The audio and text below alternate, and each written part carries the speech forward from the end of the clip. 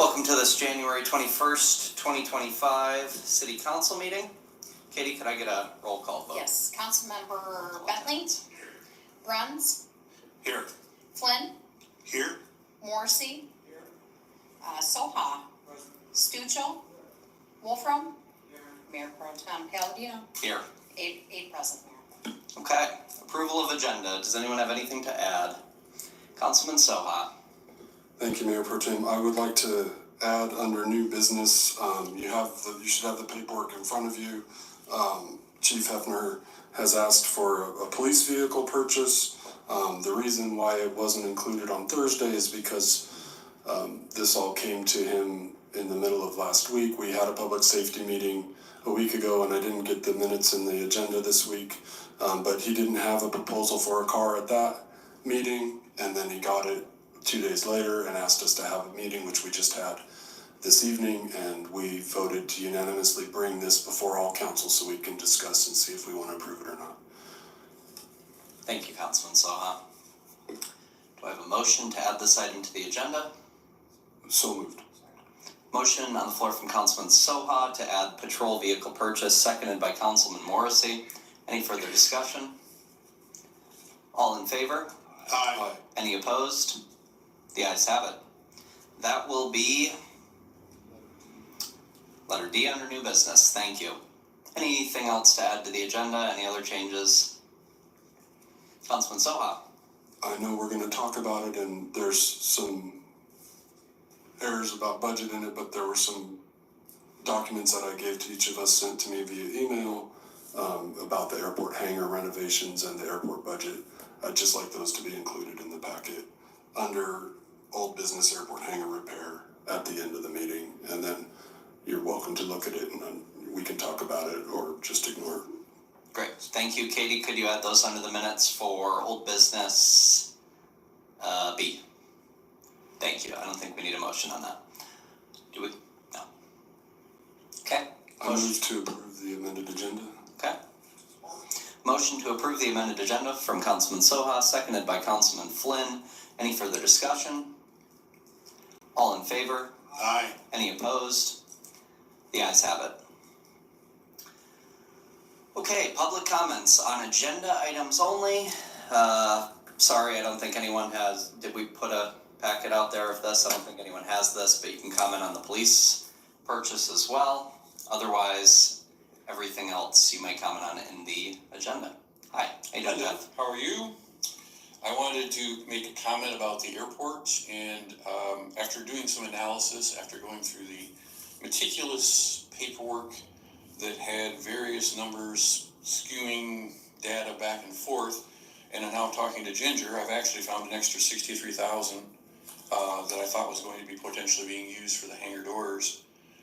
I think the project is an actual must, because now we can actually make the airport completely independent and profitable on its own. Just based on the analysis of a 3% growth rate, looking at the numbers, it looks very viable, and I think we should commend Ginger and her group and also our manager for getting us to that point.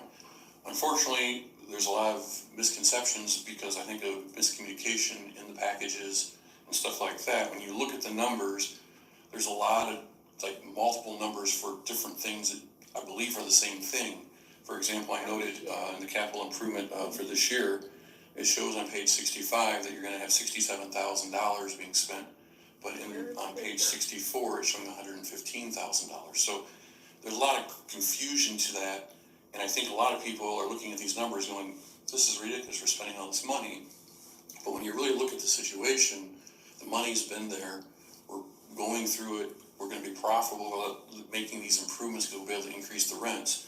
A couple things I would like to see done, though, as we move forward and see them continue to be profitable, is to basically put inflationary increasing on all rents and all things like that, so that each year, if we have an 8% or 12% increase in inflation, that all of the various rents that we would receive also increase by that amount, so we don't get behind the barrel again.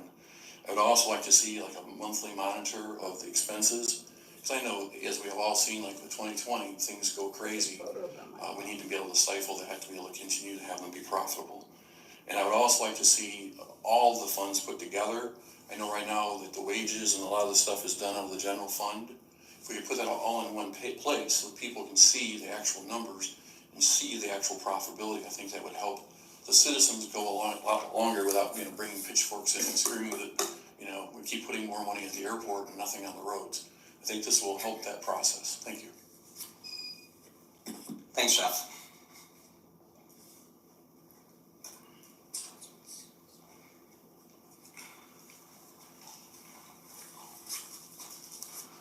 Scott Sessions, 102 Cold Spring Circle.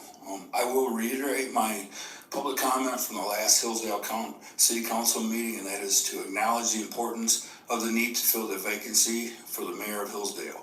In the past, as being a former mayor, I've experienced the vacancies from other city council members who have left the city before their terms were up.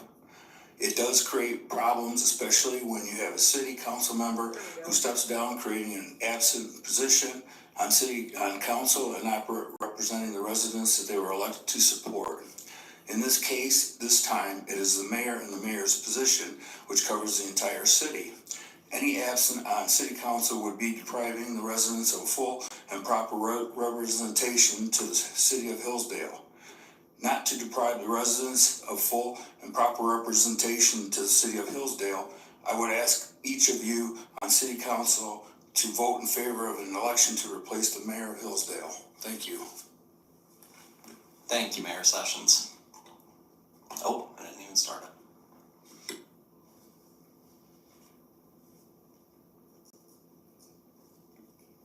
All set? Okay, we'll close the podium. Thank you, Jeff and Mayor Sessions. Okay, consent agenda. We have approval of bills, city and BPU claims of January 2nd, payroll of January 2nd, city council minutes of January 6th, finance minutes of January 6th, LEC minutes and accessibility plan of January 7th, BPU biosolids contract extension, BPU secondary collection agency agreement, BPU barber lift station refurbishment. Any questions or comments on the consent agenda?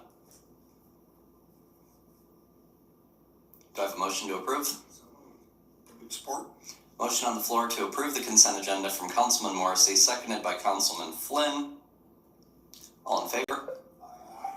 Any opposed? The ayes have it. Communications and petitions, 2024 Code Enforcement Report. Thank you, Kim. Is Kim here? Kim is not here. Alan here? What do you talk about that? Okay, send your questions to Kim. A lot of data. I'm not exactly sure what to do with it, but I guess it's for track, just for communication. Okay, so just to chat about, see what our code enforcement officers are doing. Press release, we have the Match on Main. This is a good opportunity. I think this has been available in years past. Would you like to talk about that? Would that be Sam? Sam is not here, but yes, it has been available in the past. We have not had a business successful. I think this is the third time this particular grant opportunity has been out there. But Sam did tell me that he has already been contacted by 3 businesses that want to participate or submit. So we suspect that we'll have a good combination of businesses to look to put forward. Great, thank you. Okay, Match on Main, if you're listening or watching and you have a business, is this just for the downtown? I believe, yes, it is just for the downtown. Feel free to apply. You've already paid your money to the state. Should get some money back out. Okay, what are we on? C, Spring 2025 Cemetery Cleanup, Oak Grove and Lakeview Cemeteries. Would this be Jason? Anything to add about this?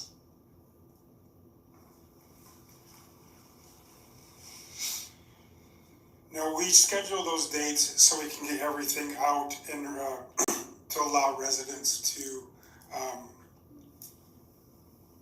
safeguard their stuff until after a cleanup, and then the week before the holiday, their Easter week, we let them come back in and put their trinkets and their valuables back out there.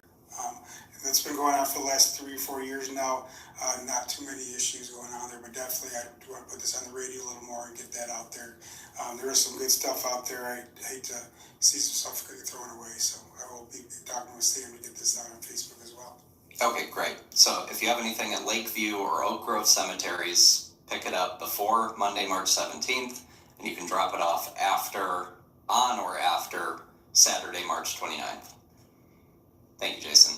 Okay, Toys for Tots letter, the highlight here. For the 2020 campaign, we distributed over 7,000 toys, books, puzzles, games, and stocking stuffers to 751 children.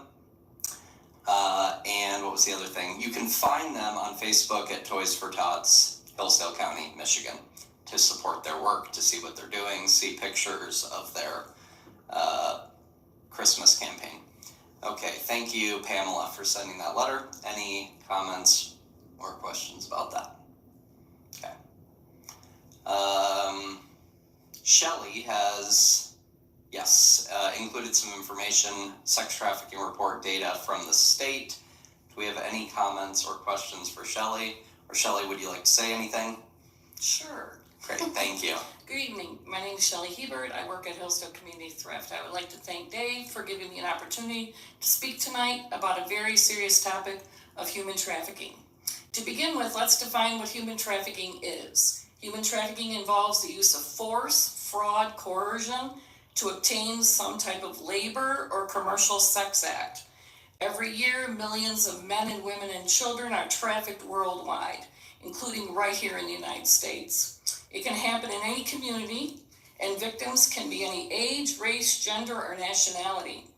Traffickers might use the following methods to lure victims into trafficking situations: violence, manipulation, false promise of a well-paying job, romantic relationships, boyfriending, while really being the pimp or the trafficker, language barriers and fear of their traffickers and or fear of law enforcement frequently kept victims from seeking help, making human trafficking a hidden crime. Traffickers look for people who are easy targets for a variety of reasons, including psychological or emotional vulnerability, including drug addiction and learning disabilities, economic hardship, including unemployment, underemployment, and homelessness, a lack of social safety network, and natural disasters. Once people become victims of trafficking, they do not have a choice and there's no consent. High poverty and homelessness rates in an area increase the likelihood of trafficking. But in Oakland County, one of the wealthiest counties in Michigan, the Human Trafficking Task Force there has conducted multiple stings, busting trafficking rings within Oakland and surrounding counties, giving truth to the statement, anywhere people are, trafficking is happening. According to the state of Michigan Attorney General Dana Nessel, human trafficking continues to plague the most vulnerable among us, using control and submission. Traffickers exploit their victims, subjecting them to sexual, physical, and emotional abuse. To prevent these crimes, it remains incumbent on all of us to know the signs, review the resources, and report trafficking when we suspect it. A vulnerable population is a group of people who face more challenges in life and may need extra support to stay safe, healthy, and secure. This could be because of things like a lack of poverty, age, disability, health struggles, or not having access to basic needs. Vulnerable people. That's why this topic is so important, to bring light to what's happening right here in front of us. When we live in a small town with limited resources to help our most vulnerable members, along with a community who believes it's not happening, just encourages trafficking to continue. Trafficking in this rural, small community then presents its own set of unique issues. In smaller communities, there's fewer jobs available, increasing the number of people vulnerable to trafficking. Those who are trafficked also have more difficulty finding help, as there's not as many centers and organizations equipped to assist trafficking victims to escape and recover. Even Even if a victim is able to escape, they may feel unsafe to ask for help, as it could be exposing someone else's relative, neighbor, or friend. It's not the boogeyman putting them on the boxcar and sending them across the country. This hesitation gives traffickers time to recapture their victims and exploit them further.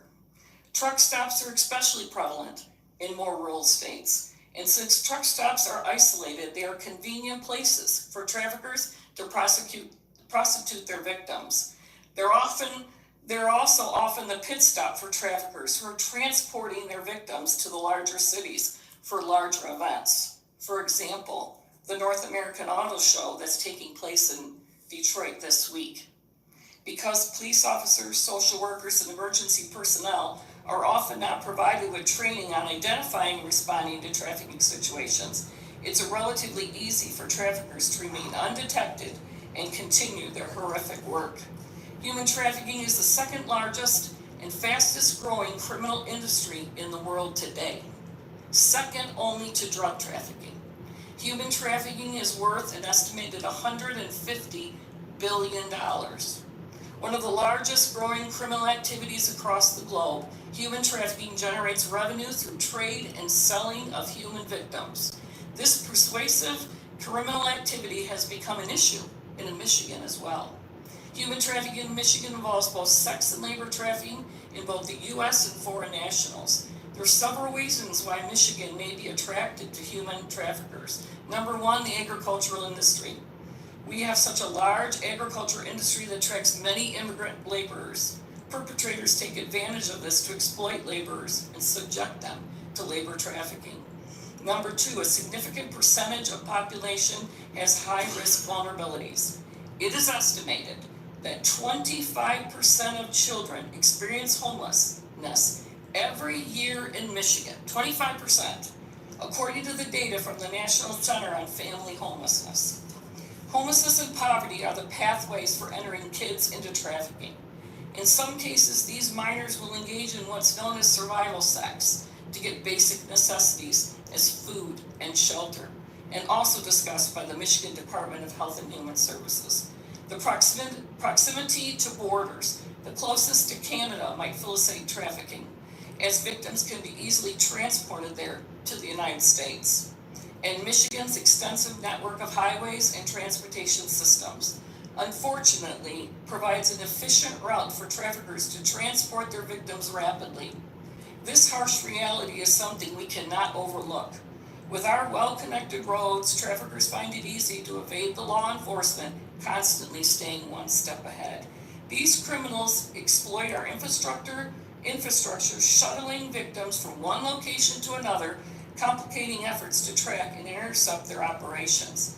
Moreover, Michigan's proximity to surrounding states, for example, Ohio to the east, that ranks 6th in the nation, according to 2020 data of the National Human Trafficking Hotline, where 310 human trafficking cases have been reported, place it in a strategic position to transport victims across state lines.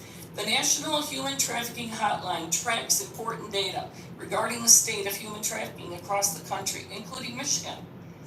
Michigan ranks 7th in the nation with the number of cases reported by the state to the hotline. Overall, since 2007, the total number of calls has reached 7,439 calls, with a total of 2,165 cases reported. A quote from a trafficking survivor on the mindset dealing with their experience. Because of my past abuse and trauma, I was just so vulnerable to people taking advantage again, and then instilled in me this message. What's wrong with me? What have I done? I must just be this way, and this is who I am, and it's okay for people to use me all the time. How sad. This quote shows how easily victims are brainwashed into accepting this abuse, and how important it is for the rest of us to step up and help protect them. Although this topic may be uncomfortable to think about and discuss, it's too important to remain ignorant to the facts for the safety of all community members. I believe this raises significant argument to the benefit of a fully functional shelter, capable of helping those struggling with vulnerabilities we discussed. I suggest the topic be included into the public safety meetings to discuss ways Hillsdale can fight human trafficking. I suggest the consideration of more extensive training and conferences, creating public awareness by teaching the signs of trafficking and how to help survivors and prosecute their traffickers.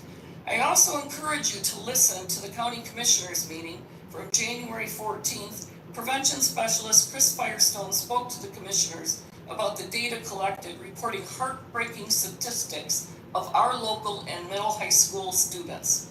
There was a staggering percentage of students living in homes where alcohol and drugs are used daily, including the number of students using alcohol and drugs themselves, and a high percentage of students struggling with depression and mental difficulties. Those statistics reveal an increased risk of those students being trafficked and abused. And I'll add one thing here real quick. From her statistics, 7th, 9th, and 11th graders were surveyed in the county. 7.7 of them are already using intravenous drugs in our county. I encourage everyone to do their research into the topic. It's not easy, but it's vital for a chance to stop the horrific crimes being done to our most vulnerable community members. And now I'll take your questions.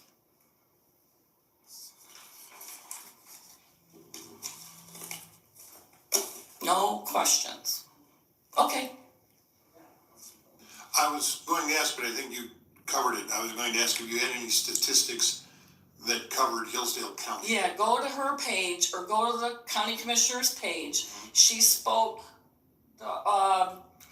for some grant money from the opioid committee to come into the classrooms and help these kids that are traumatized in their home and then have to come and function in school all day. So she has the statistics there. Okay, thank you. About what's happening in our schools. Thank you. And then these are our vulnerable children that are being exposed and learning that, and then having to go to high school and then try to function in the real world as an adult. Part of this sounds like is a homeless situation, is that? Not always, because when you look in Oakland County, the cases that were done in Oakland County were at massage parlors. Basically everyone that ran the massage parlors were illegals, Chinese nationals, guys from Africa, and they were some local women in Oakland County, St. Clair Shores, and the surrounding area. So it can be targeted to the homeless because they are a vulnerable population, but so are people with disabilities, and they may not be homeless. They're just vulnerable. But the importance of the shelter also is providing then the resources to help them. It isn't just a homeless shelter cooking and cleaning and doing their clothes and then send them on their way. That doesn't help them in these circumstances. Anything else? Great. Any other questions or comments? All right. Thank you, Shelley.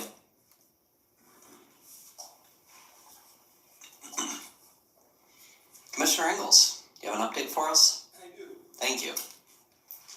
I'm adding to it as we speak. Good. Thank you, Mayor Pro Tem, Council, City Manager. A couple items that I have first. Interviews were held at our most recent Board of Commissioners meeting for Emergency Services Management Director with a job offer to Jason Laudermilk. We'll learn soon if he accepts. He has certain details that he needs to confirm, but that offer was made at our last meeting. In addition, bond bids were accepted last week for the emergency radio system bond sale. Key Bank Capital Markets from Cleveland, Ohio, had the low bid with an interest rate of 3.445491%. That's all of them. And the principal amount is $14,655,000. As was mentioned, Chris Firestone did have a presentation. She requested certain opioid money that is available to our county. The amount requested and approved for this particular request was slightly over $40,000. There are specific criteria that the opioid committee meets, that the request must meet at the opioid committee meetings, and her request did meet those requirements. And so it was approved at our last meeting. And I'm happy to answer any questions. What are the requirements for the spending of the opioid? It's a great question. I do not know. I think it's a list of particular points that must be met. And I can get that information to you. I do not know. I'm not part of that committee. Okay, so it's not discretionary money?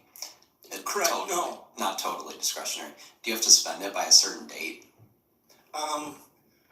Again, I don't know the answer to that question. I would also be curious if you can use it for law enforcement activities, something like drug trafficking, sex trafficking.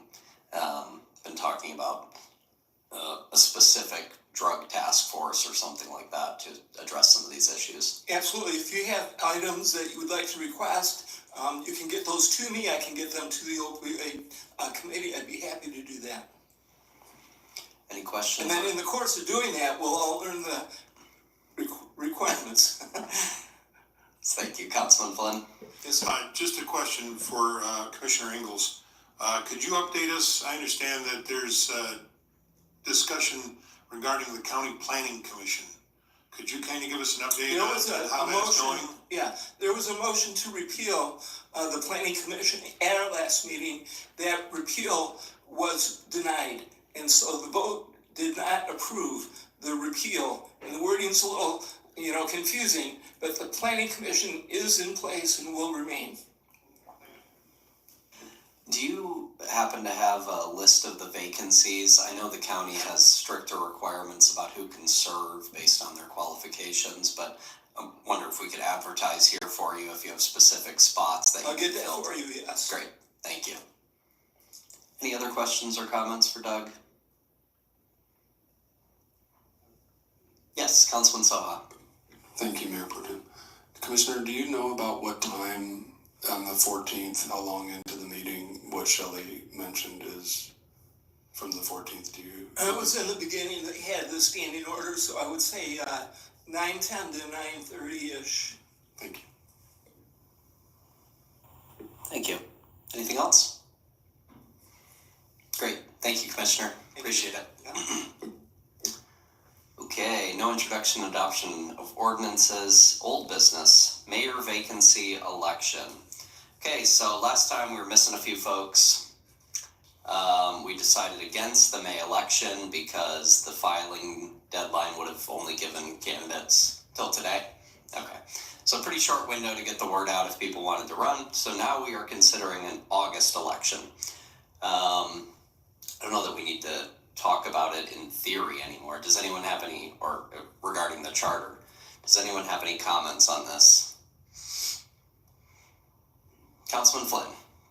I am all for following the charter. I just see a potential cluster coming Katie's way in August of 2026. The way it runs in my brain is if more than two people run for mayor this time around, we will have a primary in May, or I should say a primary rather in August, and then a general election in November for mayor. If one of us happens to win that election, we now have an empty council seat.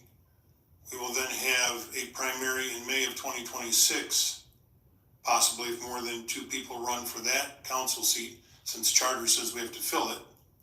And then we would have a general election in August of 2026 to fill that council seat. If one of the council people happens to win the mayoral, then we would, in August of 2026, be having a primary election, especially if their term ends in 26, to fill that seat. They could possibly fill that seat for 2 months before we have a general election in November of 2026.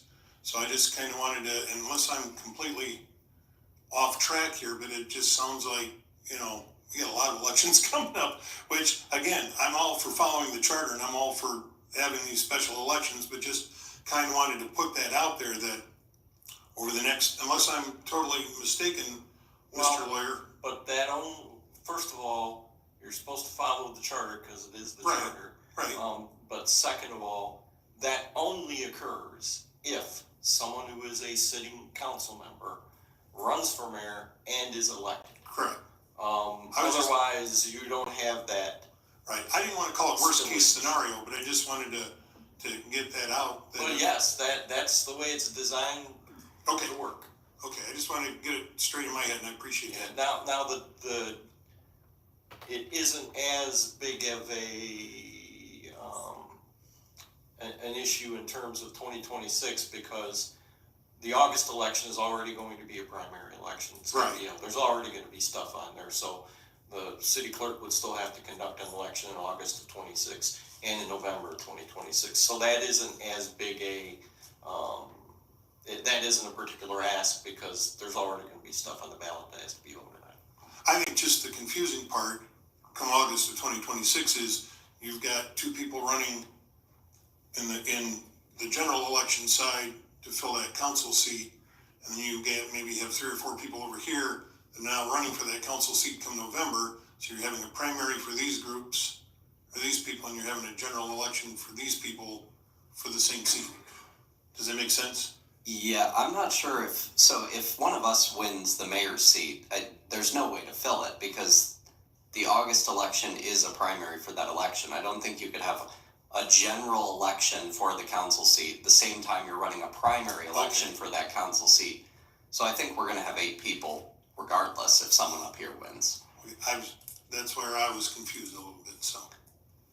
I'm fairly certain, my reading of the charter is next regular election, regular state election means you can only fill it at the midterm for this precise reason. I'm reading it as the people who crafted this charter realized that special elections at the local level are costly. They're irregular, so they said next regular state election rather than a local special election. Because that's what it would be in August, is a local special election. So that's my reading of it. And yeah, it could cause some Confusion. a lot of confusion, yes. Thank you. And we're looking at something like, what did we say? 15% turnout? If we're lucky, right? I mean, with no millage on the ballot, it could be even less than that, so, yeah. Any other thoughts on this? Councilman Bentley? Thank you, Mayor Pro Tem. Just a thought, and it's probably unrealistic to just tweak part of the charter. I don't know what that would even take. I know there's a long list that you're developing to fix the charter. But one fairly obvious fix that may help here is instead of a primary, most elections go to a runoff if somebody doesn't get a majority. If there's 3 people running and somebody gets over 50%, it's ludicrous to have to run another one. But I don't know that we could fix that. Instead of having, you understand what I'm saying? Not without an election to amend the charter first. But no, these are the types of things we should consider when we amend the charter. Most small places do appointments to refill vacancies. And you probably don't want to do that with a mayor, but for a council seat. But then there's a problem of you just put someone on council who wasn't elected, so.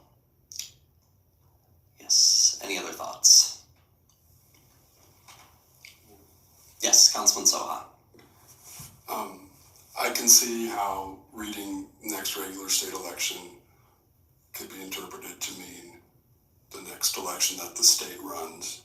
But I just question why have an election at all for an unexpired portion of a term if we're gonna wait till the term's expired, right? Because this election in 26 will be for, Adam's term would have expired in 26, and that would have been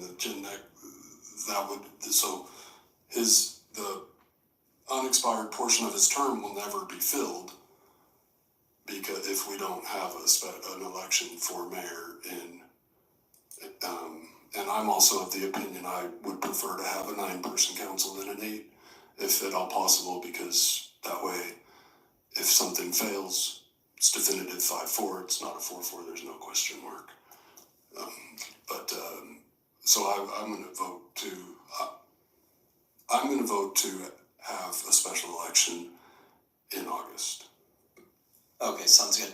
Now, if we have an August primary, or it turns into a primary, and then a November general, what are we gonna do then? So I think we have to choose when we're gonna violate the charter, right? Because if there's a May 2026 council election, and there are 3 or more candidates, there would be no way to do that, because then the general would be in August, which overlaps with the regular primary. So we keep using the term general and local, and there are 3 state election dates, right? Those are the dates of the regular elections in the state of Michigan. May, August, and November. So it's a general election in terms of state candidates being on at the November elections. But for you, that's just the various election dates that you have where you can put things up on the ballot. And those are the 3 dates that you can do it on. And I would say you would cross that bridge when you get to it. If you are in that situation, then I think you would have to have, and I would have to, work it out in terms of the language of the state election law, but I'm pretty sure you could actually have a regular election, or excuse me, I shouldn't say regular election, but yeah, that's what it is. You would have an election, say, in May, and if you had more than 2 people run for an open council seat, right, to fill a midterm vacancy, and that meant that you had to then select from 2 of those people at the August election to determine who's going to fill the rest of the term. There isn't any reason that those folks couldn't also be on the primary to fill that seat on a permanent basis. So you would have, it might be confusing, but you would have to indicate that on the ballot, right? It's going to follow, because you have to remember the ballot, when you get it, will show that it's for an unexpired, for a term that ends on a certain date. It's right to fill the remainder of that term. And then that the next section is to determine whether or not they will get the full term that expires on the date, and then 2030 it would be, right? So there is a way that, in terms of the way things would line up on the ballot, that you would be able to follow it. Is it the best way to do it in terms of what you might choose if you're going to, as we've discussed here this evening, restructure the way that works in your charter? Probably not, but that's the way it's set up now, and I don't think there's any impediment to those folks who run to have, to fill that midterm vacancy, also being able to then run to fill the term when it comes up again at the end of the vacancy in a couple of months. They could also choose just to wait and run, if I'm sitting there and I'm looking at May, this is gonna be up again in November, why would I wanna run to fill the midterm unless I'm thinking that, maybe that gets me some sort of advantage when it comes to the November election. Okay, very good. So up to 3 special elections over the next year and a half. Sorry, Katie. Any other comments, questions? Councilman Bentley. When and how are we gonna decide this? Are we doing this right now? I mean, that was, I think, what the discussion was. Now we have a month, I guess. How long do we have to give people? 3 months or 2 months? What was it? April 22nd. Okay. So we'd probably want to make this decision by first or second meeting in February at the latest.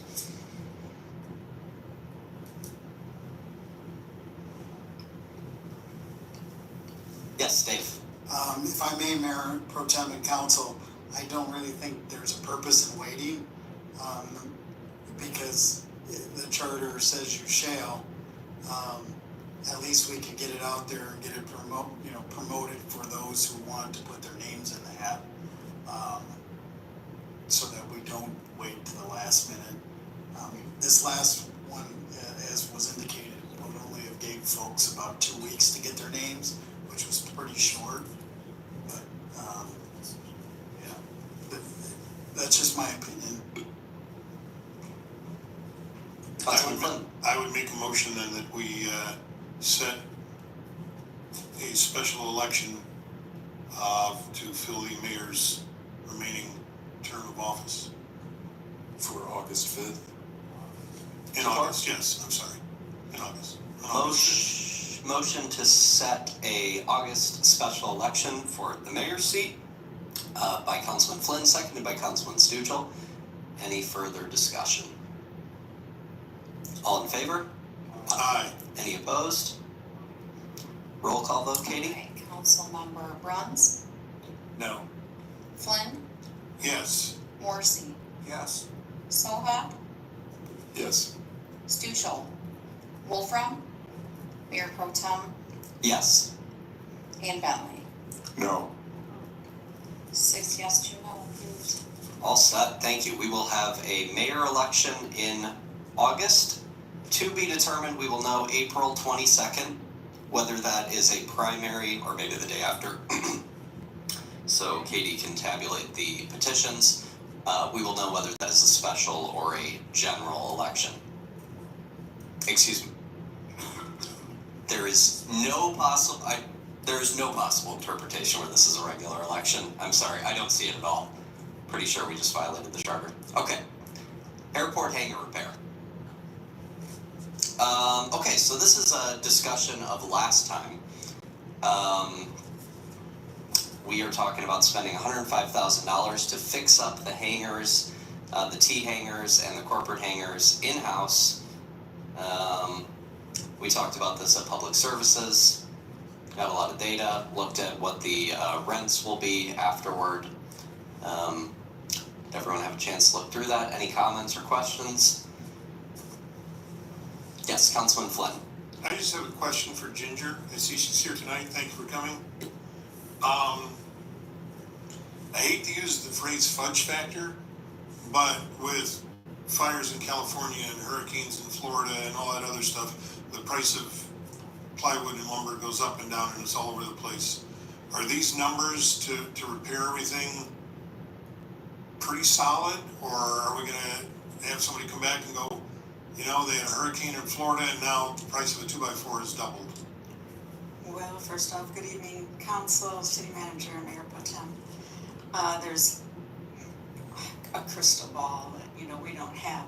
The number of 104,193 is what we think the top number will be. Oh, okay.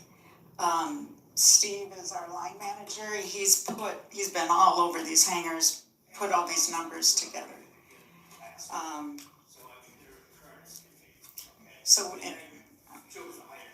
Okay. I'm just curious because anybody who builds anything, knows that, so, okay, cool, thank you. Councilman Soha. Thank you, Mayor Pro Tem. I just had a point of clarification.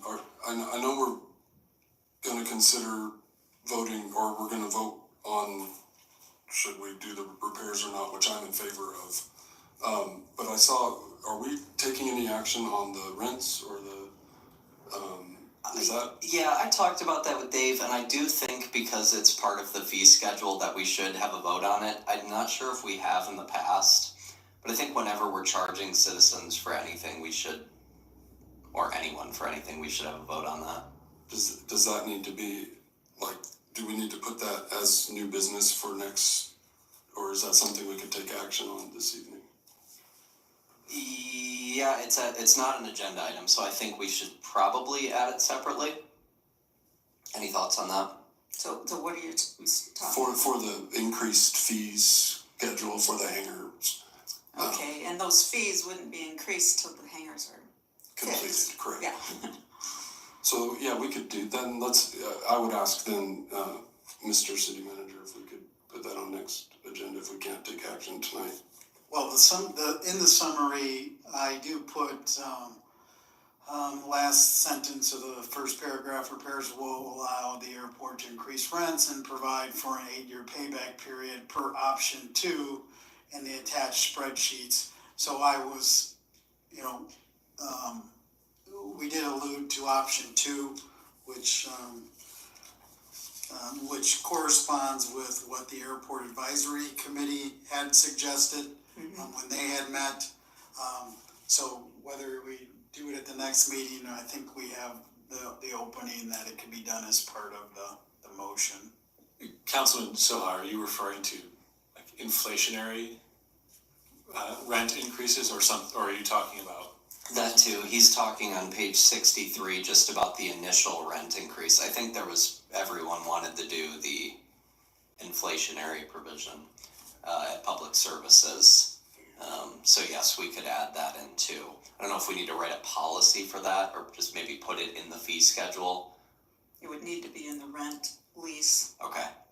Mm-hmm. Okay, good. What are your thoughts on having a inflationary increase annually? I know a lot of airports do that. As long as we're keeping these things up and are workable, I think that's all right.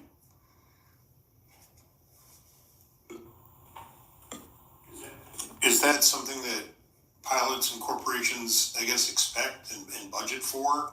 That there will be, some sort of increase over the year, or would they sign a contract with us that says we'll keep it at this for 3 years or something like that? Well, they've never had a cost of living increase in the past. Right. And hangar rents stayed the same for years and years and years and years. And we upped up to $100 a month just about, a year and a half ago. And it is not in the lease that there would be a cost of living expense. So we would have to write a new lease, which we will anyway, just because we're gonna add the cost of the lease, and it would be in there, and they would see it, read it, sign it if they wanted to, or walk away. How long do those leases normally? They're usually just month to month. Oh, okay. With a 30-day notice if you're gonna cancel. Okay, thank you.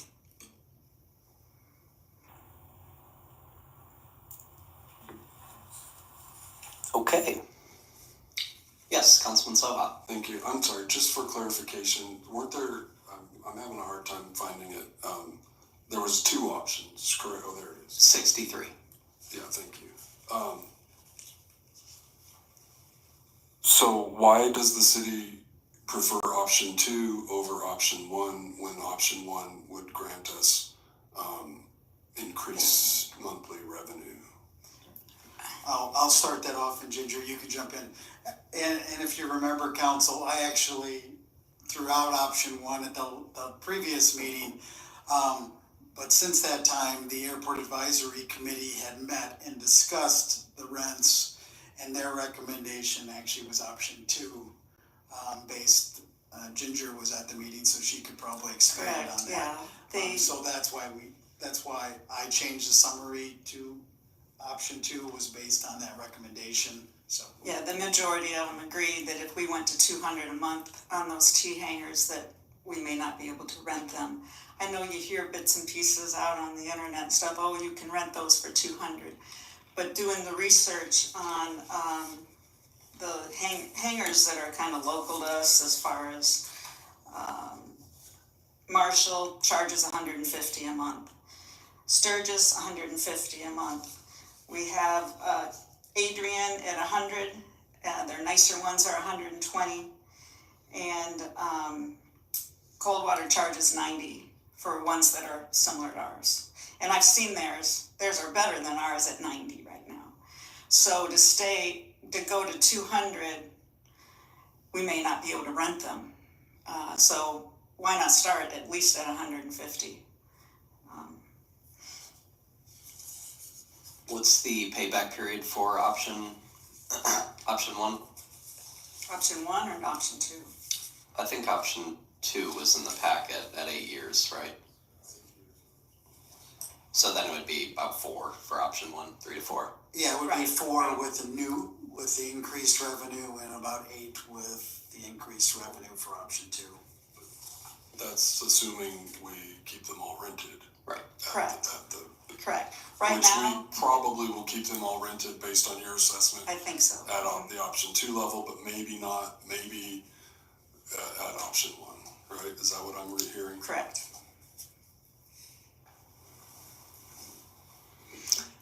Okay, well, we should first decide whether we're gonna take a vote on that. Should we do them as separate votes? I would think so. Let's just give, oh, there he is, okay. Councilman Bentley is back, so let's first decide on the issue of whether we're gonna do it. I will say, I think we need to do option 1, or maybe we could do option 3 of splitting the difference or something like that. But the 8-year payback period seems a little long for what we're trying to accomplish, but we also don't want to, of course, drive people away and decrease revenue. Councilman Soha. Thank you, Mayor Pro Tem. I appreciate that. But at the same time, with what we just heard with all our competitors, I've talked to pilots who have flown to Coldwater or to Adrian to park their planes in a hangar overnight when we didn't have the space. It's a very competitive market. You know, a 35, 40-minute drive's not a terrible inconvenience. I think I was really strongly considering option 1. I like the faster payback time, but based on the Airport Advisory Board's recommendation, I think I would prefer to go with option 2. You know, with that being said, what I think maybe we should do separate votes. If we vote for to get the repairs done and that passes, and then we vote and we say we want to do option 2 and that fails, how would that work? Would we say we want to vote for option 1 on the repair or on the fee schedule, or option 2, or how would? If it fails, then the rates are just gonna stay what they're at. We could take another vote to consider a different price. I mean, part of the difficulty is here, and I'm not accusing anyone of anything. People who sit on the Airport Advisory Committee are using these facilities, right? Some of them, yes. Yeah. Yeah, I would suggest split it down the middle. So, 175, something like that. Yes, Councilman Flynn. Just 2 questions. A, the fees don't go up until the repairs are done, correct? Correct. Do you have a timeline of when the repairs will be done? Well, we're thinking of. In the best case scenario? My goal is to have everything done this summer. This summer, okay. Now, if we have done the rain more, Well, more. right. But if I throw out September 1st, My goal is to have all the hangar doors done, all the hangars done by the end of the summer. okay, September, my goal is everything done. okay. Okay, thank you. Typically, I can stay on task. Okay, thanks. Thank you. Councilman Wolfram. I would be more comfortable with starting out in option 2, and if it looks like, we're full and there's excess demand, then we would raise it, rather than starting out with 200 and then we find out we've got empty hangars, and then we have a problem.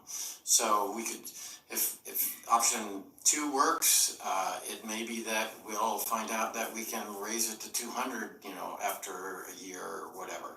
So I'd be much more comfortable starting with the estimate that would fill the hangars. Thank you, Councilman Wolfram. Councilman Stuchel. Question, you said most hangars are leased by month. Correct. So can you change the lease price the next month? I mean, are we locked into a number? But if With a 30-day notice. If I come in and I'm renting a hangar for the very first time, you can give me a new rate, correct? I mean, say you're rating for $100 and you're booked, and you've got a line, so it's going to cost you $200 because I got a supply and demand. You can do that? Or the other way, you're not selling them and you can lower the price to make sure you fill it. Do you have the authority to change that price monthly, is what I'm asking? I mean, you could be charging. I wanna say yes, Okay. but not to discriminate against No, anybody else. no, it's Yeah. supply and demand, like Dr. Wolf was saying, it's supply and demand. If you are full, and you have one hanger left, that's gonna be a higher rate. Where you could have somebody renting the same hanger at $100, somebody else is paying $2, all depends when they showed up. Of course, then they're gonna find out what Why the don't we others are leave the paying. experts? I mean, instead of us setting a price, let the airport set the We price. could set a variable price based on demand, something like that. But I think if we're setting a fee schedule, it would be set until we change it. I think what I was considering for the inflation was not that you would do that month to month, but that you just every year Yeah, yearly. it would come before the council. We would reset the fees. I mean, we're talking it's going to go up a couple bucks a year, right? Yes. David, something to add? I do. The legal advice that somebody from out of town provided was that if we do for one, we have to make available for everybody. Correct. And so if we offer a low price for somebody because they've been a consistent customer, then we have to provide that low price for everybody. This is the advice we're getting from an East Coast. Right. That's how I feel too. If someone comes in and they're new. Thank you. And they're getting charged more for the same kind of hanger and find out their neighbor isn't, they're gonna be upset. Now, I don't know if there's a way to, if you're fixing the hangers and you fix a row first, that row can now go up higher because it's fixed up while you're fixing up the others, that's a possibility. But right now, they're all very equal in the way they look. And I think you should keep them all the same. For just the piece around them. What is the, I don't know if this has come up, maybe this was at Public Services, how deep is the waiting list right now? It's about 5. Okay. But some of those people don't have airplanes, they get on the list, you call them, and they're like, well, I don't have one yet, I got on the list just in case. So you go to the next one. But we've always been able to fill up a hangar when it's come available the very next day. Okay. Okay, good. Councilman Flynn. Thank you, sir. Is it possible to, and I know Dave said one for all, but is it possible to say if you sign a year lease, we'll give it to you for this much per month? If you sign a 6-month lease, we'll give it to you for this and it's gonna be a little higher. But if you're only gonna use it for a month, you're gonna pay the top rate? Is that something that's possible? It's possible. Yeah, that is possible. I know that they do that with apartments and things, you know, Right. month to month, you're gonna pay more than you would if you signed up for the whole year. So that's a possibility. Is there much turnover? No. Okay. Yeah. And it's not like clearing out of an apartment. I don't think you have to do a deep cleaning of the T hangers. No. Okay, let's move back to the first business item, the airport hangar repairs. Any comments or questions on that aspect of it? Yes, Councilman Bruns. Yeah, is it possible to pay for these door repairs out of the airport's funds that it has saved up right now? I'll let Dave answer that one. It is possible. I would just say that if the goal is to get the airport self-sufficient, I'd be more conservative on that front. And that's why I did not, in the projections I put forward, because we know we have those capital improvement items and there's always unforeseen costs. One of them, we know we have fuel tanks that we have to remove, and fuel tanks are fairly expensive items to do. So that's why I did not, and looked at it for, over that couple year period. But yes, and the goal would be to get it there. But I mean, it would be my preference to do that right now, and then, you know, if other money is needed later, we could look at the capital improvement fund at that time. That's my personal preference here. Yeah, I don't think it makes a whole lot of difference. It's just different pots of money. So if late future spending comes up, right, the council would have to approve it from the capital outlay, because now the airport improvement fund will only have 180,000, something like that. Yeah, Dave and I talked about this. The capital improvement fund right now has enough to cover all the improvements for 4 years. So when the taxiway comes up in 27, I believe, that council would then have to consider whether to spend money from the capital outlay, because the airport improvement fund probably wouldn't have enough money at that point, most likely wouldn't. But I see your point, let another council decide that. Okay, so that's a question. Do we want to spend out of the capital improvement fund or the capital airport improvement fund or the capital outlay fund? The recommendation from the city is capital airport improvement. Jake is capital outlay. The suggestion from Jake is airport improvement. Yes, Councilman Bentley. I agree with Councilman Bruns. Okay. City manager, what are the potential if we spend, so how much is in the airport improvement fund presently, approximately? With the commitments we currently have, there's probably about 150,000 left in there. But we do know we have the fuel tanks that have to be dealt with.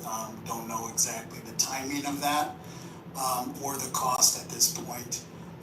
So we've got we would have about 150x that's not already spoken for. Were the fuel tanks on the projection, or is this a new development? It's not a new development, it's the old fuel tanks. We've been told that it could not be piggybacked onto another project, because the idea was that we could do it with one of the taxiway extensions. But because the way that they were put in initially, we actually have to pay for that 100%. Oh, I see. So the thought was we could get this in with the federal funding for the taxiway extension to help delay the costs. Correct. And that's not possible anymore, so and then do you have just a rough idea of how much it will cost the city to remove those? I mean, we won't hold you to this, I'm not even, I'm just Yeah, you never know what you're gonna find, they're underground tanks. Yeah. So, if there's nothing wrong, it shouldn't be that bad, but you don't know what they could find when they get in there. What is not What's that not that bad? bad, I don't know, I don't have a price on that, we haven't priced that out, that was in the future here, so, I guess the between the two options, one, we would be working out of the the airport's capital improvement fund. The other, we would have to come back ultimately to the city on future projects funding. If it's done if we run out of airport fund monies, then on these other projects that are scheduled, that would have come in front of council to come out of the general fund capital improvement. What we've been doing is, with the fuel sales and hangar rentals and whatnot, saving that money up because we knew these expenses were coming. And so that's where these projects, that's where the monies in that current fund for the airport have came from. It's just a balancing act of, getting towards self-sufficiency and still maintaining the airport. Councilman Stuchel. My question is, are you saying that if we don't touch the capital from the airport fund, we can be independent at the airport sooner rather than later? Is that a fair statement? Independent. That was the concept behind what I had proposed, yes. And that's what I had recommended, but that is the council's decision. No, I'm not asking about, I'm asking if we left the airport capital alone and we go this way, the airport will be independent quicker than if we tap into that. I would say so, yes. Okay. It doesn't change anything about the airport's operation, or it's purely just a financial mechanism. But is this going to work that we are going to put the capital outlay money into the airport improvement improvement fund, or is the spending gonna come directly from the capital outlay? They would probably do a transfer from the, facilities fund in the general fund to the airport capital. Okay. So the mechanism isn't gonna make a difference ultimately. So do we need, Well- do we need to have two votes? One, are we gonna approve to do it? Yeah. And the next one is gonna be, where's it gonna come from? No, I think in the vote to approve it, we should say where we're spending the money from. Okay. Yes. The difference is, and Mr. Mackey alluded to this just now, is that we, as a council, would be able to have continued oversight if this came out of the airport improvement fund. And that's ultimately what I'm after, and I think that's probably better for the airport too. Just to have everything plainly laid out for people to see. That's my thought. We would take a vote on the spending of the airport improvement fund money and the general fund facilities money, right? Either way. You just say which one to fund it from. Okay. I think for now, the airport improvement fund has the money. If we need to transfer more for the tanks in the coming months, we can do that. That's my opinion. Okay. Motion? Yeah, I motion to approve the hangar door repairs from the airport improvement fund.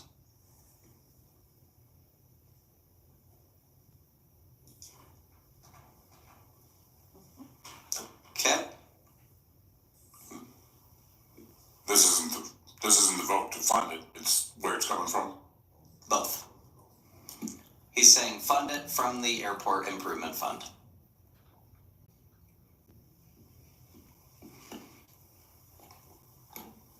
Yeah, and that would also be funding it. Well, anyway, I'll second it. Yes. Okay, motion on the floor to spend up to $105,000 to repair the airport hangar doors from the airport improvement fund from Councilman Bruns, seconded by Councilman Bentley. All in favor? Aye. Any opposed? No. Roll call vote, Katie. Thank you. Councilmember Flynn, Yes. Morrissey, Yes? Soha, Yes. Stuchel, Wolfram, Mayor Pro Tem Palladino, Yes. Councilperson Bentley, and Bruns. Yes. 7-1 approved. Very good. Do we want to vote on the increases tonight, or do we want to think on that? No rush. We have until September, though we should get it in the budget. Okay. I do want to think about it, because I like Ginger's idea of, once they're completed. I think we can do that without any discrimination thing. You have the better facility. Right, you got a better hangar. Yeah. So if you start getting them done in June and July, I think we can do that. Okay, Katie, unless there are any objections, Katie, could you add that to old business for our February meeting? Thank you, I appreciate it. Did anyone, sorry, am I stepping on toes? Does anyone want to take a vote right now? Okay. Okay, thank you. Thanks, Ginger. Thanks, Steve. Okay. Where are we at? Vested Risk Strategies Insurance Services Agreement. We are under new business now. Letter A. Okay. Hi. Good evening. For those of you who don't know me, and I don't think I know most everybody, Chris Sumnar from Vested Risk Strategies. Have a long history of working with the city on its property and casualty insurance program. What that means is city-owned buildings, general liability, the auto fleet, law enforcement, legal liability, employment practices, cyber liability, all those different lines of business are what we work on. In addition to what you might traditionally think, in addition to, day-to-day service that our team works on in terms of vehicle changes, claims, those sorts of things you might have in your personal insurance.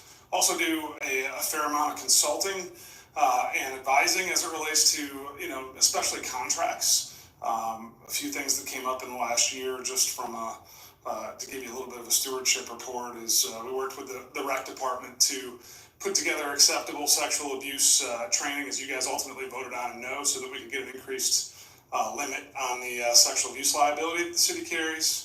We also helped the rec department put in place a very easy, very inexpensive insurance program, so those people renting from the city could do so and comply with your rental agreements from an insurance perspective. Spent a lot of time working with the DPS on the same thing, insurance compliance for contractors, the BPU. We worked on the Holiday City contract and compliance this year. So spent a lot of time doing advising on things like that. Right now we're working on an insurance level review of the employee handbook as you guys are getting ready to do some reviews there and just to provide our input. So that's a little bit of the background. To give you context for the renewal and the two documents you see in front of you today, we have to go back to 2023. And in 2023, we did an extensive remarketing of the city's insurance policies. Ultimately, the proposals came down to two carriers, Trident and Travelers. It's a little bit nuanced because while the BPU is a tremendous benefit to this city and this community, it certainly supplies challenges in terms of willing and capable companies to underwrite it, especially the generation piece. So it really boiled down to those two carriers that were willing to do that. We ended up selecting and recommending Trident for cost savings. Trident was a carrier, Travelers, who was on the city's insurance at the time, the BPU's insurance at the time, paid us an embedded commission, which is how most insurance agents are paid, right? If it's health insurance, it's 3 or 4%, typically 15% on property and casualty insurance. But Trident had no such agreement with us. They did not pay any agent commission. It's called a net of agreement. Net of commission agreement. So we moved to this insurance services agreement model, which we're able to do because I hold a license with the state that allows me to charge for our services in lieu of commission. So when ultimately things fell apart, and we don't need to go into that history with Trident and their property and casualty or their property program, which was, this, as I shared with the finance committee earlier tonight, the last 24 months have been especially on the property insurance market. Councilman Flynn mentioned it, whether it's wildfires or floods or tornadoes, wind events, just dramatic increases, reinsurance issues facing insurance carriers. Trident's property program fell apart. We went back to Travelers last year. As opposed to switching back, at that time we could have switched back to an embedded commission model, but it was not in the city's best interest either from a transparency perspective or from a true dollar perspective, right? So if you were to back in that 15% today, the compensation to our organization would be just under $62,000. So the fee for services arrangement is about a 20% savings to the city, which is why we kept it that way. So that's a high level of why you have two different proposals here in front of you. I'm happy to go into as deep a discussion as you would like about the insurance. We answered a few questions on that at the finance committee. But fundamentally, this renewal, Travelers was seeking on their municipal business this year rates of about 10%. We were able to negotiate half of that, which is considered a flat renewal given the state of the insurance marketplace right now. So I think very good story to tell from that perspective and a very competitive offering. You'll see lines of coverage, property, of course, and auto, which are the two most difficult lines of coverage today, up. Again, as I shared with the finance committee, when you think about property and casualty insurance, it's rate and exposure are the two things, right? So we've negotiated a very good rate adjustment. The exposure is like health insurance. If your health insurance cost goes up, it's going to still be variable based on how many people you have enrolled on the plan, right? So how many employees you have. In this case, those exposures are your net expenses, the net expenditures, number of autos, property values, right? So property values are up slightly, number of autos are up 6 power units and some trailers, and expenditures are down. So that was a nice offset. And then the cyber market is down, so that the premiums there were down as well. So happy to go into any of the coverage detail there for you, but I will stop there and address any questions you might have. Thank you. Councilman Flynn. Chris, thank you for your work on all of this. Appreciate it. I just have one question that I just am a little confused on. So your fee for services here is $50,000, and as you just mentioned, that's in lieu of the There's no commission. no commission, correct. On the other page, though, it says with the costs that Travelers is saying, it says together with our advisor compensation. Is that a different way of stating the 50,000, or is that a different number from somewhere else? No, that's all in. 50,000 is everything. There's no no commission or compensation of any kind paid from Travelers, CFC, any of the carriers that we work with for the city. Okay, so that advisor compensation and the fee for services, same thing. Correct. Okay, thank you. Thank you. Any other questions, comments? Councilman Soha. Do we have to vote for these individually, or can we vote for them together? I would vote for them individually. And if there's no more council discussion, I would make a motion to approve the vested risk strategies insurance services agreement. Motion from Councilman Soha to approve the agreement with Vested Risk Strategies for $50,000 for 2025, seconded by Councilman Morrissey. Any further discussion? All in favor? Aye. Aye. Any opposed? The ayes have it. I make a motion to accept the vested risk property and casualty insurance proposal. Motion on the floor from Councilman Soha to approve the proposal for property and casualty insurance, seconded by Councilman Morrissey. All in favor? Aye. Aye. Any opposed? The ayes have it. Thank you. Thank you. Sure. Councilman Soha. Just for clarification, how often do we put this out for bid, for multiple agency bid? Sure. So we periodically put our relationships out to bid. I know, Chris, you might be able to speak to this to some degree because you guys have been doing it for, you said 23 years that you've been. How, it hasn't happened since I've been here because your company takes it out to bid, the insurance component out to bid annually for the city. That's the model that was put in place. Well, so in terms of going out to bid on property and casualty, in the city it's a marketplace reputational issue that needs to be managed. So it's typically a 3 to 5 year full marketing cycle, unless something like last year happens where we need to move it after year 1 or year 2 or whatever the case might be. So typically, the reason for that is, unlike health insurance, which is bid every year based on an employee census and is done rather automated with very little lift. The amount of lift from the carrier's perspective and staff, city staff, is fairly large with a property and casualty account in terms of lots of inspections and other issues. So if you're in the marketplace every year, you will not get a carrier's best price because they think you're just going to be, you might not be able to retain your business for more than a year. So that 3 to 5 year cadence is how often we go out to marketplace on behalf of the city, and there have been a number of carriers that the city's been insured with over the years. In terms of other agencies, we took it out to all the available fully insured markets last time. That would be, to my knowledge, in the last 23 years that hasn't happened. I think similar to other professional services where it's been legal counsel's, it's counsel's discretion as to whether or not that's something, because we are able to shop the marketplace for you, whether or not that has to go elsewhere. Yeah, absolutely. Thank you. Any other comments or questions before we move on from insurance? Okay.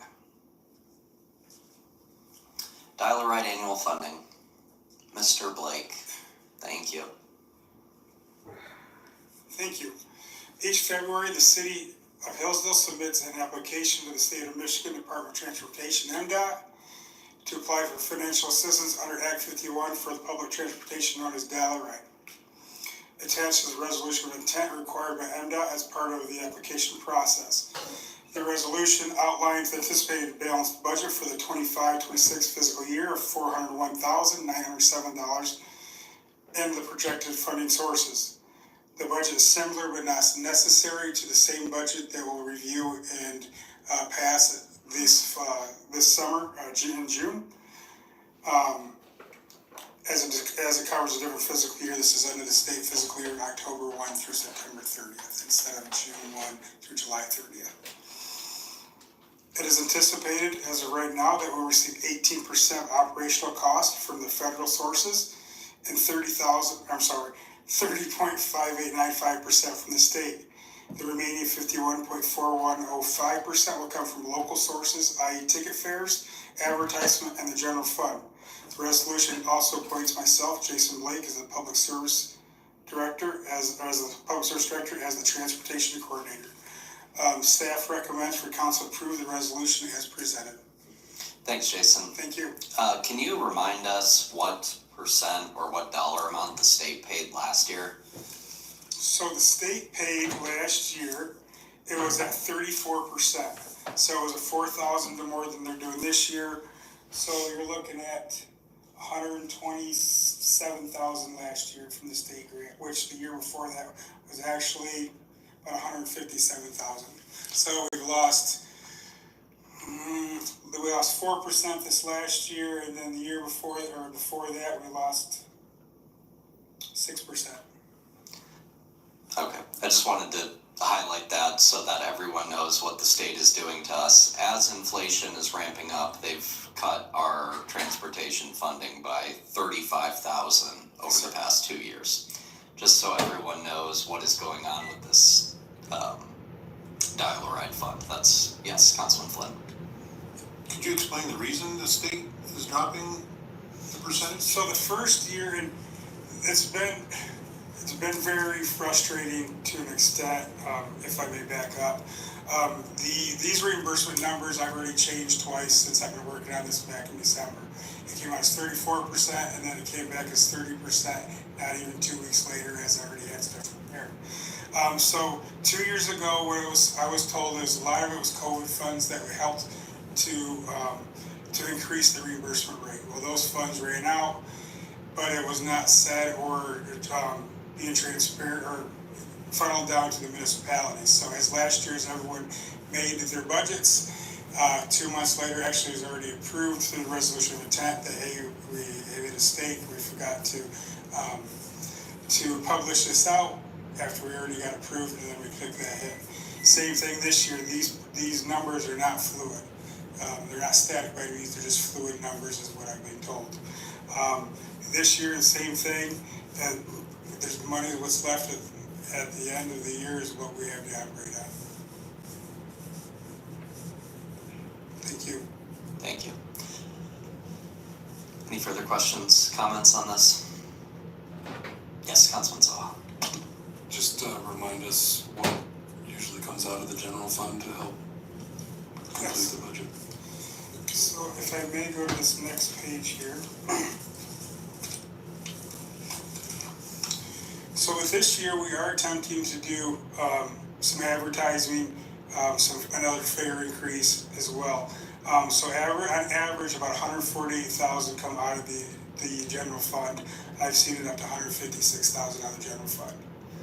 So this year, we're looking pretty good. If advertisement goes off, another 50 cent to $1 increase we're looking at as well, which I'll bring in front of this council at the next council meeting as well. We're looking at $112,000 from the general fund, and actually getting that down to about $94,000 from the general fund this year with advertising. Yes, sir. Yes, sir. Thank you very much. Thank you. Okay. Set. Motion from Councilman Morrissey, seconded by Councilman Soha to approve the dial-a-ride annual funding. Any further discussion? All in favor? Aye. Any opposed? The ayes have it. Thank you. Thanks, Jason. Okay, good. Miscellaneous reports, no problem. Oh, item D, I'm sorry. Okay, D, patrol vehicle purchase. Is Chief Hefner here? Hi.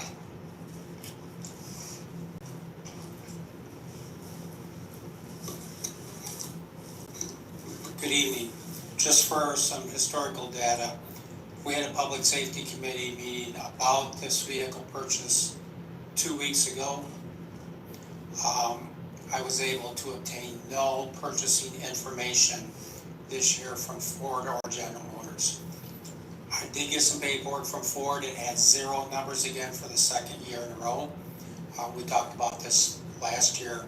It had no base vehicle cost, no options cost for us to build it. I had reached out to Berger Chevrolet in Grand Rapids. They hold the state purchasing contract for General Motors. 2 years ago, we purchased a Tahoe. It's worked out very well for us. And we purchased that Tahoe because the price of the Ford was more at that time. I did reach out in December to our rep at Stillwell Ford and ask, can you give me some average number from last year that you can just think of? Or I asked him to give me a number. He gave me a number. It doesn't make much sense because 2 years ago, the cost of a Ford was more than the Chevy. Is why we went with Chevy 2 years in a row, or General Motors. The number he gave me was substantially less, and in my 37 years of being in law enforcement, I've never seen the price of a police package vehicle start going down. So I'm not sure the numbers. I cannot bring you a number for a Ford. But because I was on the list to order a Tahoe, we had not got it yet. I figured we were past ordering date, so we had the Public Safety Committee meeting. I explained to them all this, and the decision was made to try again later this year. Well, approximately 2 days after that meeting, Berger Chevrolet reached out to me, provided the paperwork. And one thing that happened last year, they are able to start submitting their orders to General Motors the end of December. In about the middle of January, they received their allocation numbers from General Motors. Last year, when they got that allocation number, it was way less than the orders they had submitted, so not everybody got theirs that ordered last year. When he reached out to me 2 weeks ago, he had just received the allocation numbers from General Motors, and it exceeded what they have already ordered. They're getting more than they've already placed orders in for, so that's why this is on the agenda for tonight. We need to get this order placed as soon as possible to ensure that we get this vehicle, which he said would probably be before July of this year. Excuse me, that would put us roughly 1 year, 4 months between vehicle purchases. And again, this is at state purchasing contract price. You can see the price of the Tahoe at $53,948. Upfitting it with all the emergency equipment, another $16,719 and 51 cents. We have to purchase a radar unit. Excuse me, for this vehicle at $1925 and graphics $485 for a total of $73,113 and 51 cents, which is very consistent with our last 2 years totals also. So this is the only vehicle we can order right now that I can get you numbers for. And this is the lowest number, and this expenditure comes out of the public safety millage, which is dedicated funds just for public safety equipment, vehicles, and building maintenance. This is not general fund money. And how that fund was set up when the public approved to fund this millage for 10 years was that we would be good stewards of their money and not pay more for an item than absolutely necessary. So at state purchasing contract price, that is the lowest price we're going to get this vehicle for. Thank you. The Public Safety Committee met tonight before the council meeting and approved this, and approved it to go to full council, which is how we, for the new council people, any expenditures we do out of the millage fund is approved by Public Safety Committee and then by full council. Thank you, I appreciate you following that process for us. Public Safety Committee, anything to add here? Councilman Soha. Thank you, Mayor Pro Tem, and thank you, Chief, for getting this together. By chance, I ran into Sheriff Hodshire today at lunch at Underdogs, and he was getting something from the salad bar, and I had sushi, so it's a great place for lunch. But I asked him, I said, hey, we're looking at a new vehicle, and, you know, what do you do with vehicles? How many do you get a year? And he said they purchase 2 new vehicles a year, but they do it on a different basis. They lease them and then they buy them, whereas we purchase the vehicles outright. I asked Chief about the lease program and he doesn't know about it. I think in the long run, purchasing something outright is a better value than a lease to purchase, but I just wanted you to know I ran into Sheriff Hodshire today and they purchase vehicles every year. Chief has always advocated for us to update our fleet every year because these vehicles, the wear and tear on them, the engine's always running. It's different than a personal car, right? So it's necessary. Right now we have the police truck that we bought last year was in an accident. If full council isn't aware of that, and because of that accident, it can't be used for patrolling purposes. It's still drivable, but it can't be used for patrolling purposes. The repairs have all been approved and everything. It just hasn't come to the shop yet. But we're down a vehicle for patrols, so it'd be really difficult for the police department to function properly should another vehicle go down. It'd just be very challenging. We have an aged fleet, as we didn't update one of our cars for the assessors, you know, so they're still driving around in the one with the coyote on the side. And so I'm just saying, you know, our fleet's aging, so I was kind of the opinion, well, we already addressed this, we thought we could wait another year, but if we wait to do this, then we're looking at almost 2.5 years between vehicle purchases. And when the fleets get aged like that, then we start to have repair expenses that they increase and then we're out without vehicles. So I am for approving this vehicle purchase as the chief was brought it to our attention. And if you have any other questions. Thank you. Comments, questions? Councilman Bentley? Thank you. It is all out of the millage dedicated to such things. Okay.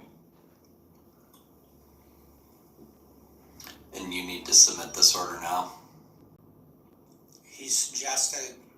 He contacted me almost 2 weeks ago and he suggested we get it done in the next 2 to 3 weeks. 2 to 3 weeks, okay. To ensure that we were gonna get one. He had no idea how many orders he would get in the 2 week time. Okay. Yeah, generally I would like to not vote on a large expenditure the day we get it. What does council think? When's our next meeting? 3rd.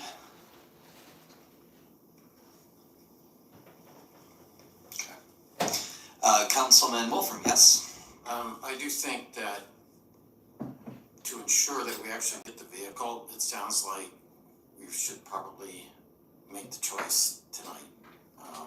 I don't see any advantage in waiting on it. We had a discussion about what was going on, and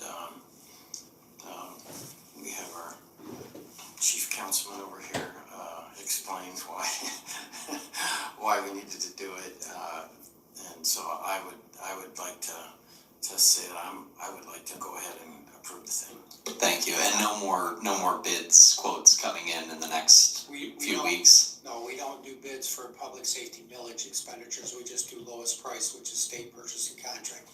Now, general fund money, capital money, we always put out the bid and then follow city policy after that for the purchase. But I've been working with Burgess Chevrolet. I first reached out to them at the beginning of October. I've had probably 4 conversations through the end of the year with them, and it took until a couple weeks ago to get the quote from them and all of the ordering paperwork. Very well. There's a hand over here. Yes, Councilman Morrissey. Yeah, I think that if this was some sort of unusually high amount of money that was being proposed, that would be bad. You know, we'd have to wait. But since it seems like a routine amount of money that is normal, we should just do it now, get it out of the way. Very well. Councilman Flynn. The little that I have worked in the automotive industry over the past 8-9 months, I have to agree with the chief. From what I understand, when the allocations come out for various types of vehicles, if you don't jump on it right away, then you just don't know. And with the opportunity to buy it now, sooner rather than later to say, yes, we want one, we are guaranteed to get that one. If not, then we're waiting until the end of December, if not next year, to put in for another allocation, which means another vehicle not until next summer or fall. So if we have the opportunity now is the time to take it. Good, thank you. Councilman Soha. Chief, you said this was close to the last two. I seem to remember the last two were right around the $70,000. Do you remember what? The purchase price of the vehicles, I think for the last 2 were in the 52,000 range. This is 53,984. The truck obviously was less to outfit because there's one less cage in it. You don't need the cargo screen, so there was less outfitting. So the cost of the truck overall was less. This is probably very consistent with what we paid for the Tahoe 2 years ago with everything that we put into it. Probably within $1,000 to $1,500. I was thinking that. So yeah, to Councilman Morrissey's point, this isn't like astronomical. It's within what's expected for police cruisers, which since COVID have gone up astronomically. In 2019, they would budget $35,000 per vehicle. That was the purchase and outfit. That was total.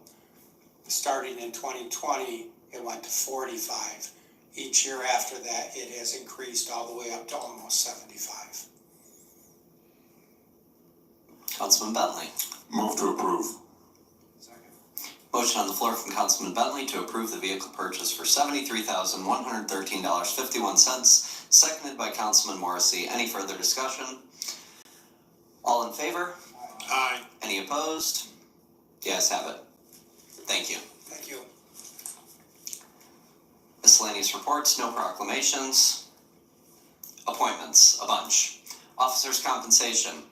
We got one taker. This is the board to determine the pay for the council and the mayor. Please sign up if you're listening. I think Katie did some sort of post about this, or she will if she hasn't. Please sign up, get an application in. Really appreciate if you could join this. It is a state statute requirement that we haven't done in 5 or 6 years, something like that. So it'd be good to call that together. But for today, we have CJ Toncray, who couldn't be here. She is ill. I think everyone knows CJ. She's very active in the city. Yes, Councilman Soha. How many members are required for that board? We need 5. I don't know. Could you call a quorum just with 3? Is it 5? Okay. Yeah, we should get 5. 3 would be a quorum. We should get 5. So please submit an application, even if you're on another board. We have a lot of overlap. And you only have to meet potentially 2 times, one to review the data, or even once, one to review the data and one to make a decision. So not a huge time commitment, lots of power over the council and our lavish income. Motion to approve? So moved. Support. Motion on the floor from Councilman Flynn, supported by Councilman Soha, to appoint CJ Toncray to the Officers' Compensation Board. All in favor? Aye. Any opposed? The ayes have it. Cemetery Board, Adam Bentley. He has some experience actually in cemeteries, keeping them. Any comments here? I don't think he's here. No. Okay. So moved. Motion on the floor from Councilman Flynn, seconded by Councilman Wolfram. Councilman Stuchel. Okay, all in favor? Oh, Mackey? Manager Mackey? Just one quick point for clarification. You probably should disclose that I believe this is your son, just so it's on the record. Yes, this is my son, and for the record, I'd say he's a grown man. He's the smartest man I know. Okay, that's a vote of confidence. Can you vote on this? I guess we're doing a voice vote anyway. So, Councilman Flynn, motion by Councilman Flynn, seconded by Councilman Stuchel to appoint Adam Bentley to the Cemetery Board. All in favor? Aye. Any opposed? The ayes have it. Motion to appoint Ryan Porter to the, Ryan Porter to the Local Advisory Committee. This is the committee that handles dial-a-ride. Yes, Jason. So this appointment is actually a mandatory appointment through the local advisory committee and MDOT requirements as a representative from the area of agency, which is a Wellweiss area of agency. Our current member, Kara Goins, is stepping down and she's taking a new role. Ryan is taking over her spot in the area of aging, so he would just be taking her spot in there to have to be compliant on that board. Great, thank you. Councilman Soha? So then what is the local advisory committee? It's a state? Dial-a-ride. It's for dial-a-ride. Correct. It's one of these committees, sort of like in the county, where they put sort of Member or riders. It's rider requirement. Yeah. Yeah, it's assembled of 50% of senior, disabled, handicap users of the area, and then I have a representative of our local area of agency of aging on that board as well. So it's kind of picked out who needs to be on there or what classification categories.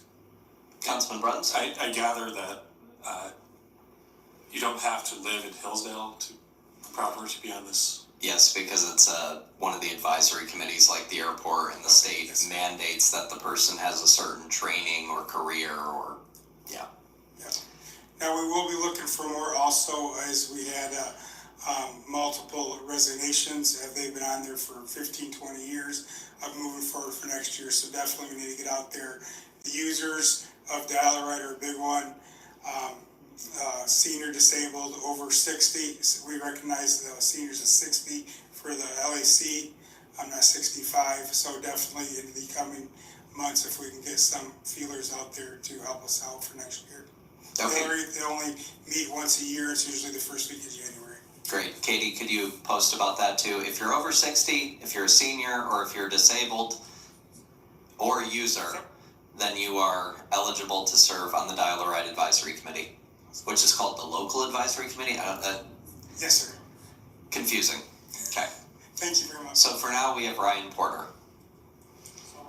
Support. Motion on the floor from Councilman Morrissey, seconded by Councilman Soha, to appoint Ryan Porter to the Local Advisory Committee. All in favor? Any opposed? The ayes have it. For the Planning Commission, Elias McConnell stepped down.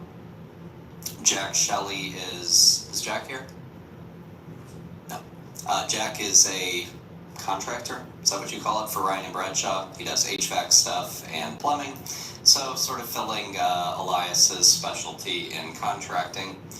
Any comments on Jack Shelley's appointment? Yes, Councilman Flynn? Just a point of clarity on the agenda, and you just mentioned Jack Shelley for Planning Commission. On his application, it says Library Board or BPU Board. Yes. So I was just a little confused, didn't know if there was a typo or something. No, he applied, and then I reached out to him and I said, Elias just stepped down. We don't have any vacancies on library or BPU. Oh, okay. And he said, yes, I'll do Planning Commission. Okay, thank you. Great, thank you. Okay. Motion for Mr. Shelley. Motion from Councilman Soha, seconded by Councilman Morrissey, to appoint Jack Shelley to the Planning Commission. All in favor? Any opposed? The ayes have it. Airport oh shoot, there's another Planning Commission. We could have done those together, okay? Airport Advisory Committee, Tom Symes, Matt Sheely, and Kent Heisey. Did we not already reappoint Ken? I guess not. Okay, can we do these as a group? Okay, they are all reappointments, correct, Katie? Okay, good. Move to reappoint Tom Sims, Matthew Cheeley, Kent Heisey to the Airport Advisory Committee. Motion from Councilman Soha, seconded by Councilman Morrissey. All in favor? Aye. Any opposed? The ayes have it. Move to reapprove D. Carey Laycock to the Planning Commission. Motion from Councilman Soha, seconded by Councilman Morrissey. This is a reappointment, and he's already a year and a half through his term, so he's gonna finish that out. Okay, all in favor? Any opposed? The ayes have it. General public comment. You may speak on anything you would like. The podium is open.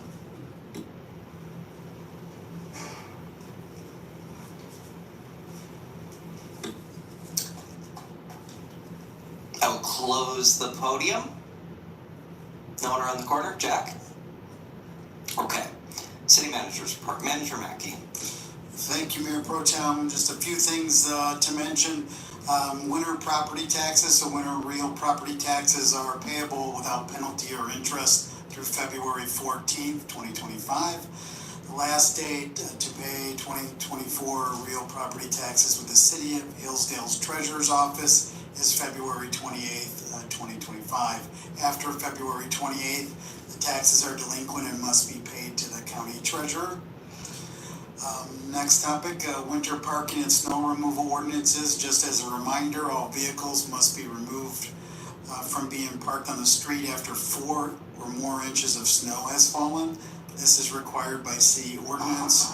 It greatly helps our public services crews with plowing and so they can get the entire width of our city streets.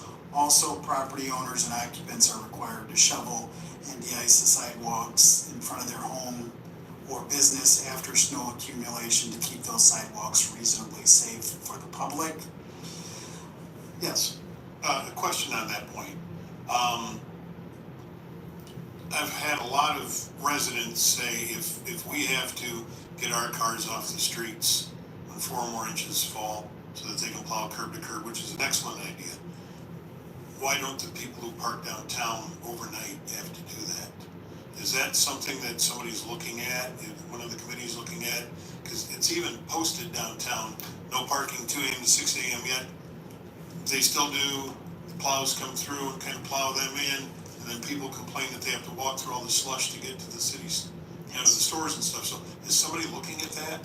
Yes, and we deal with that kind of every year, and as Jason could probably attest, it's an issue, and we get the police department involved with trying to locate the tenants first. Tickets are involved at some point, but yes, most definitely, it is an issue. The last council increased the ticket price. It was $10, I think, so it wasn't really much of an incentive, and I think we only increased it to 20 or 25. Maybe that should be a specific item, because it does cost the city a lot. Jason was saying if they have to plow around people, then they have to go back. And I assume a lot of that is overtime work during the winter, because they're just out on the road all the time. Is that something though that's being done? I mean, from a, you know, resident standpoint over the last umpteen years since they put in the snow emergency and all of that, there's a lot of bluster about, by God, we're going to come and we're going to tow you and ticket you, and then nobody does. And I think the citizens have gotten to the point where like, oh, they're just blowing smoke because they don't do anything. So are we enforcing that downtown more? Are we writing more tickets? Are we trying to let these people know that we're serious? We did talk about this at Public Safety 2 or 3 times last year. The basic issue is that we have 1 or 2 guys out on the road at 3 in the morning. I think we did ask them if they could drive by there on snowy nights, but yeah, Jason, if you want to explain a little bit more. So what we're working on moving forward is, obviously we haven't had a great deal of snow packed this year. But what we're going to try to do is work with the police department. Hey, we're coming in at 2 a.m. Can you guys help us get all the cars moved downtown? So that's what we're working on right now. It seems to work better than we had in years past. Obviously, we still have some issues with most of them are rentals, upstairs. You go through and you know, it's kind of a catch-22, so every car that's there, we're essentially losing 6 spots because it takes such a long space to get through there.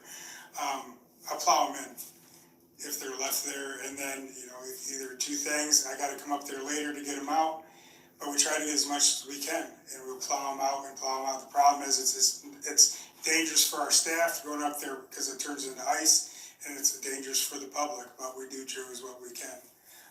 But when we get there, the chief has been working with us to help get that done.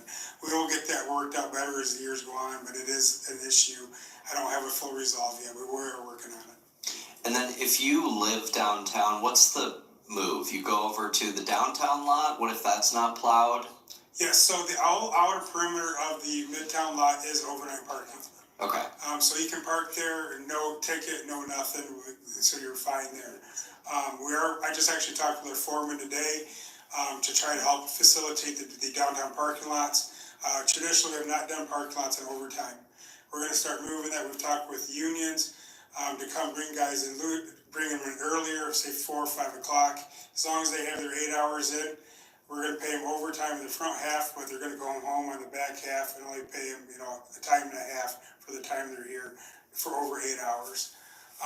So long story short, we can get into that more, but the union is gonna allow us to bring them in earlier to better accommodate the downtown businesses, parking lots, etc., to help with this, what we're talking about, getting people off the roadway. Great. So if that makes sense, I know I blabbered that out, so I apologize.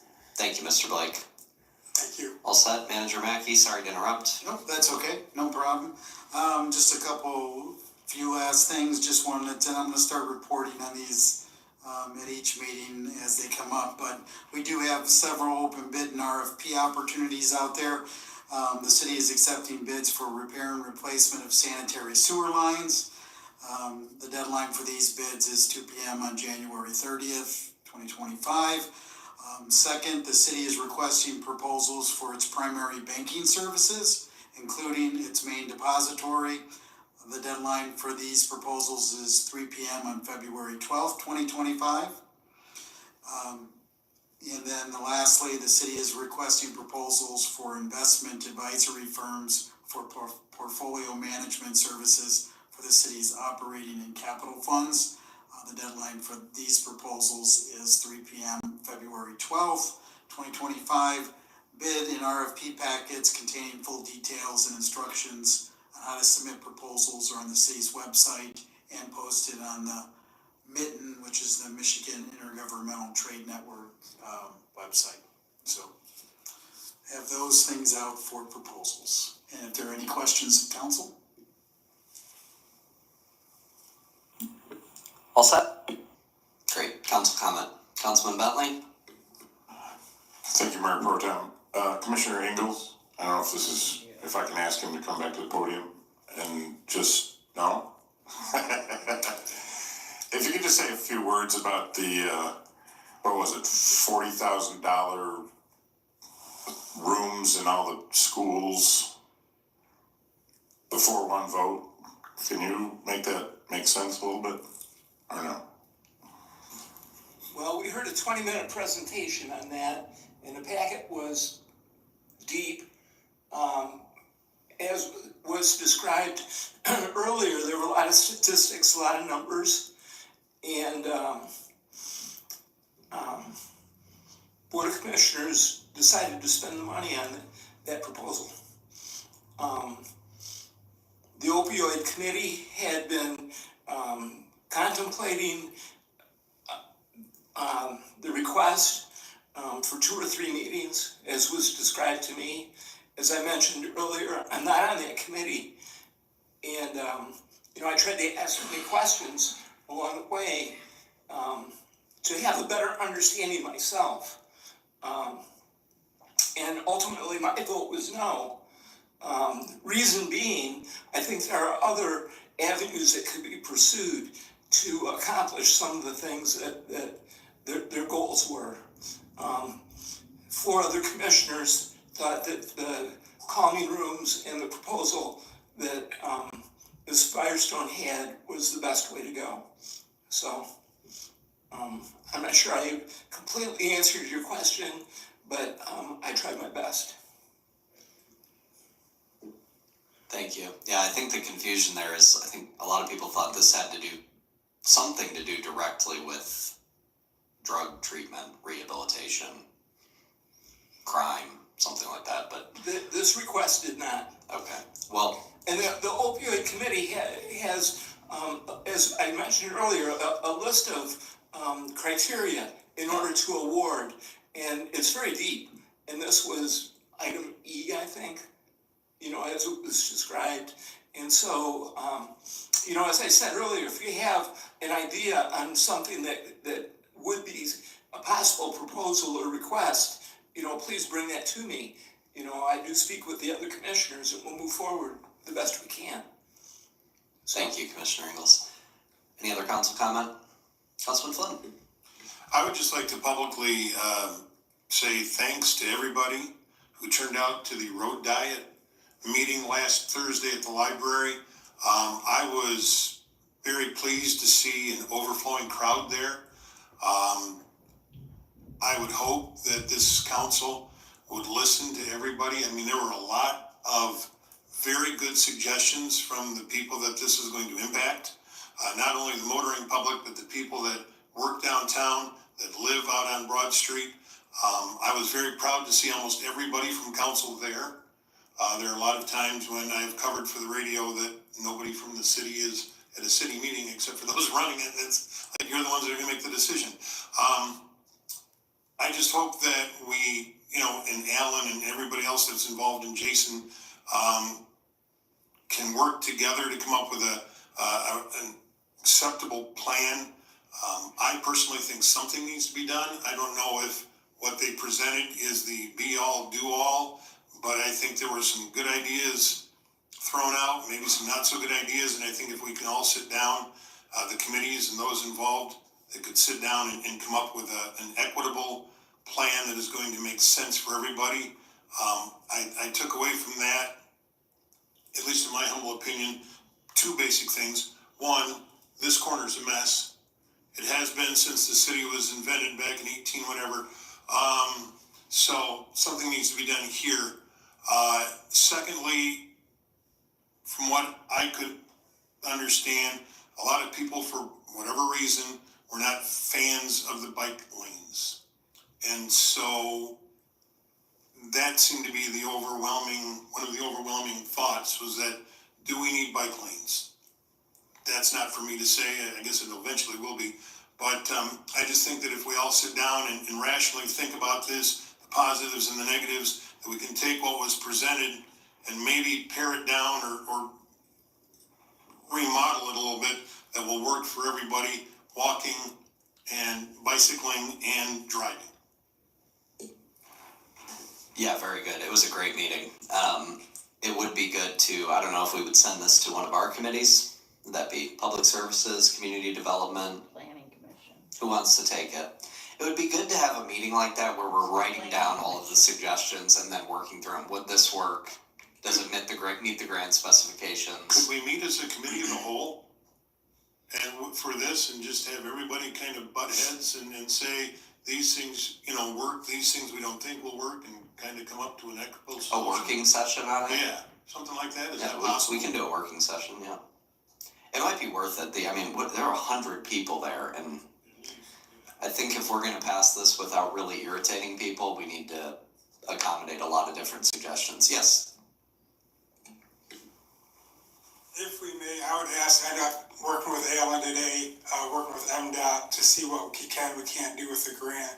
I would ask that if we could maybe wait another week or two till we figure out what we want to do for a committee to look at this. We definitely talked with MDOT today, the grant administrator, so we got a little bit of work to do before we can see what we can and can't do to remodel that. We were working on that today, so as soon as we get that information, we can make a determination from there.